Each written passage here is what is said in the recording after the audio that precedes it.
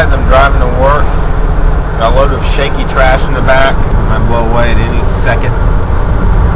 Today we're going to be doing a trim job, which they weren't very clear if I'm painting trim or if I'm hanging trim. Just in case, I brought my chop saw so I can cut trim at angles, but I don't know, so don't be surprised. I'm wearing 5 layers of clothing. 3 t-shirts, a sweatshirt, and an outer flannel jacket. And then underneath my blue jeans, I'm wearing sweatpants because I don't have heat in my truck. I don't know why it went away, but I went ahead and checked the lines going to the heater coil, and they don't have any liquid in them. So there's a shut-off switch opening of some type of valve that opens when you turn on your heat that lets coolant go through we call it the heater coil to heat up the air, and it's not working, I'm guessing. That's the only thing I can think of. But I couldn't see one visually underneath the hood, so it might be underneath the firewall, which probably will be hard to get to. So I'm going to find it sometime and bypass it. But yeah, until I have time, I'm just driving, wearing lots of clothes. I got about half a tank, and I'm going to go do my work. Another thing is, if you notice, it's dark, kind of. It was darker earlier. I have to get up at like 6 o'clock to get to work because we live so far away from work. Actually, it's just one town over, but still, it's pretty damn far. It comes out to be about a 45-minute drive.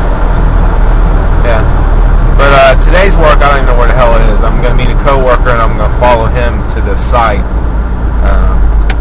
But I love doing construction, and it's just kind of like a temporary basis. He'll get a job and need help, and say, "Hey, I need help." I'll say, "Okay, where?" And I'll say, "Meet me at my house. You're gonna follow me there." So we usually do that, but that's how it works. Right now, I'm waiting in the car for my coworker. We're gonna go to get some materials at Lowe's. What we're doing is we're replacing a fascia board. Without pulling off the gutter, we kind of got the gutter hanging by a rope by the chimney, so we don't have to, unrivet it. And we're going to do the under back piece that's done in plywood and replace that. They had some water damage around the chimney, and this is what caused it. And so, it's not going to be too hard. We're going to have to paint the pieces on the ground, though. And got a lot of ladders and stuff, but it'll go together pretty fast. What you're looking at here is after we ripped off all the old rotten material. That's the stringers exposed. What happened was a leak, and fascia board got all messed up, and I guess the overhang plywood got all messed up, and we tore all that crap off, and we pulled off the gutter. You see how it's kind of spinning with that rope. It's kind of off from the house. That way we don't have to break the rivets and then have to, re-rivet it or something like that. There's my coworker Kurt. He's on the ladder. He's nailing back up the piece I cut to fit there. Piece of plywood. We already primed it and painted it. And the trim part was hard because in that crack you can see it. There's a piece of trim that goes there. We found one close enough and we made it work. We shaved the ends so they kind of match up. That's after we painted it all, and it looks good.